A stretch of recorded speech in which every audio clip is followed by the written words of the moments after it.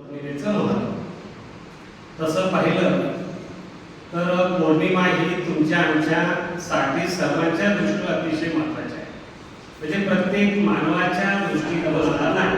आणि बुद्ध तिथून जायला निघतात, परंतु जाण्याआधी त्यांना राजा बिंबिसारांनी म्हटलेलं ततियं त्रिसंगं शरणं गच्छामि पानातिपाता वेरमणि सिक्खापदं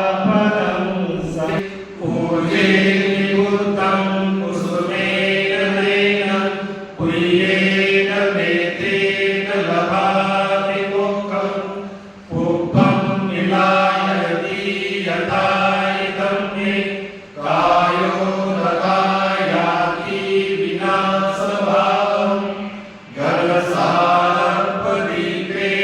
दीपेन. पौर्णिमा या फाल्गुन पौर्णिमेच्या निमित्तानं मी आपल्याला सर्वांना बौद्ध धम्म संस्कार संघ श्रावस्ती विहाराच्या वतीनं हार्दिक सूचना शुभेच्छा देतो आणि माझ्या या धम्मदेशनेला सुरुवात करतो. आजचा माझा जो विषय आहे तो म्हणजे तथागत भगवान बुद्धांच्या जीवनामध्ये फाल्गुन पौर्णिमेचं महत्त्व. तसं पाहिलं तर पौर्णिमा ही तुमच्या आमच्यासाठी सर्वांच्या दृष्टीने अतिशय महत्त्वाची आहे.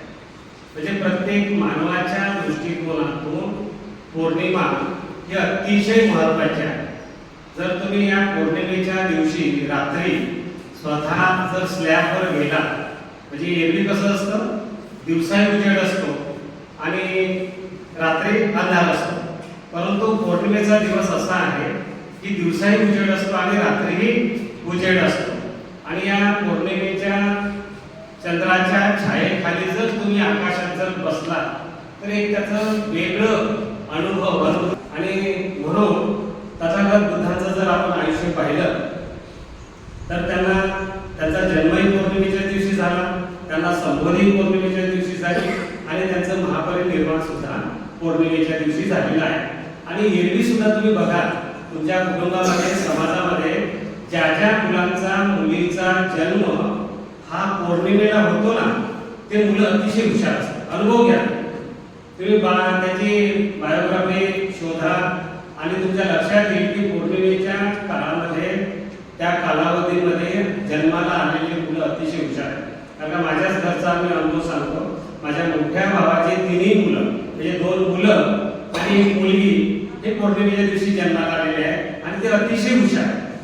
म्हणजे आज ते तिघही बहीण भाऊ त्या काळामध्ये शिक्षक म्हणून त्यांनी नोकरी पत्करली, पण त्या काळामध्ये डीएडला नंबर लागणं काही साधी गोष्ट नव्हती. जे टॉप 10 मध्ये बिंबिसाराची आणि सिद्धार्थाची जेव्हा भेट झाली, वयामध्ये पण फारसं अंतर नाही आहे सिद्धार्थामध्ये आणि राजा बिंबिसारामध्ये, तेव्हा बिंबिसाराने त्यांना सांगितलं होतं की तू एक राजपुत्र आहेस आणि या पाण्याच्या संघर्षासाठी घर सोडणं काही योग्य नाही आहे. हवं तर तू माझी निम्मी जमीन आहे, इस्टेट आहे, हे तुला मी करायला देतो, तू खा राहा इथं. परंतु बुद्ध म्हणतात, बुद्ध नव्हतेच ते, सिद्धार्थ म्हणतात की मी माझी कपिलवस्तू नगरीचं सगळं राजवैभव सोडून आलेला आहे, तुमचा निम्मा वाटा घेऊन मी काय करू? मला दुःख मुक्तीचा मार्ग शोधायचा आहे आणि तो शोधल्याशिवाय मी शांत बसणार नाही. आणि बुद्ध तिथून जायला निघतात, परंतु जाण्याआधी त्यांना राजा बिंबिसारांनी म्हटलेलं असतं की जेव्हा केव्हा तुम्हाला हा संबोधीचा मार्ग किंवा दुःखमुक्तीचा मार्ग जर मिळाला, त्यांना सांगितलं होतं की तू एक राजपुत्र आहेस आणि या पाण्याच्या संघर्षासाठी घर सोडणं काही योग्य नाही आहे. हवं तर तू माझी निम्मी जमीन आहे, इस्टेट आहे, हे तुला मी करायला देतो, तू खा राहा इथं. परंतु बुद्ध म्हणतात, बुद्ध नव्हतेच ते, सिद्धार्थ म्हणतात की मी माझी कपिलवस्तू नगरीचं सगळं राजवैभव सोडून आलेला आहे, तुमचा निम्मा वाटा घेऊन मी काय करू? मला दुःख मुक्तीचा मार्ग शोधायचा आहे आणि तो शोधल्याशिवाय मी शांत बसणार नाही. आणि बुद्ध तिथून जायला निघतात, परंतु जाण्याआधी त्यांना राजा बिंबिसारांनी म्हटलेलं असतं की जेव्हा केव्हा तुम्हाला हा संबोधीचा मार्ग किंवा दुःखमुक्तीचा मार्ग जर मिळाला तर हा वंश असतो आणि मग ते वनात राहतात आणि राजालाही माहिती नसतं की आपल्या मुलाला म्हणजे आता बुद्धाला आपण भोजनासाठी विनंती करायची असते आणि विनंती केल्याशिवाय आमंत्रण दिल्याशिवाय बुद्ध किंवा भिक्खू संघ कुणाच्याही घरी भोजनाला जात नाही. राजाने आदल्या दिवशी शुद्धोधन राजाने काही विनंती केली नाही, काही बोलला नाही. भिक्खू संघ रात्री तिथं राहिला आणि दुसऱ्या दिवशी चारिका करण्यासाठी हा भिक्खू संघ बाहेर पडला. बुद्ध पण बाहेर पडला आणि बुद्धाने एका घरापासून सुरुवात केली. भिक्खू संघाने एका घरापासून सुरुवात केली. त्यांनी चारिका केली, पिंडपात केली, भिक्षाटन गोळा केला आणि परत ते वनामध्ये आले आणि आपलं भोजन घेतलं. ही बातमी जेव्हा राजाला कळाली शुद्धोधनाला, त्याला अतिशय वाईट वाटलं. राजा शुद्धोधन स्वतः जाऊन सिद्धार्थ गौतम बुद्धाला भेटला. अरे तू एक राजपुत्र आहेस, मी तुझा वडील आहे आणि आमची एवढी ऐपत नाही का की तुम्हाला आम्ही भोजन देऊ शकत नाही. तेव्हा बुद्धाने त्याला सांगितलेलं असतं की आता मी राजपुत्र नाहीये, मी आता एक भिक्षू आहे, बुद्ध आहे आणि बुद्धाला आमंत्रण दिल्याशिवाय भोजनाचं आम्ही कुणाकडेही न आमंत्रण देता भोजन स्वीकारू शकत नाही. आणि मग नंतर त्यांना बोलवतात तो भाग वेगळा.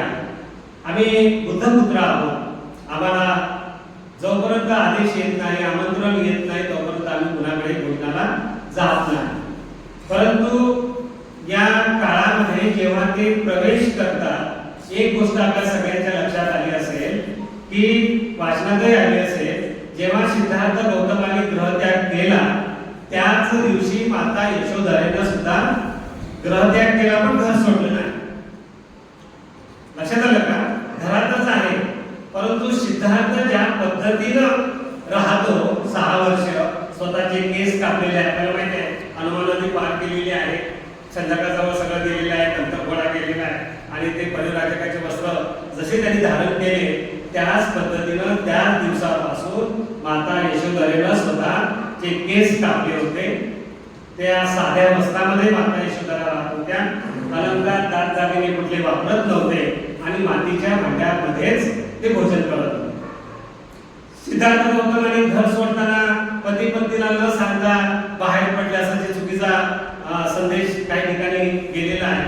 तर काही नाही, तसं नाही आहे.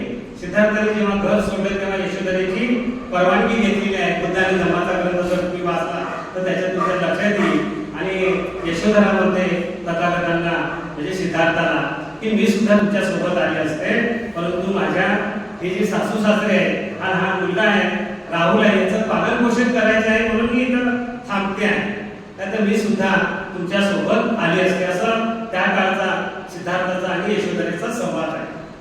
आता ही यशोधरा, माता यशोधरा अशा पद्धतीचं तिचं वर्णन आपल्याला सगळ्यांना माहिती आहे, ऐकलेलं आहे.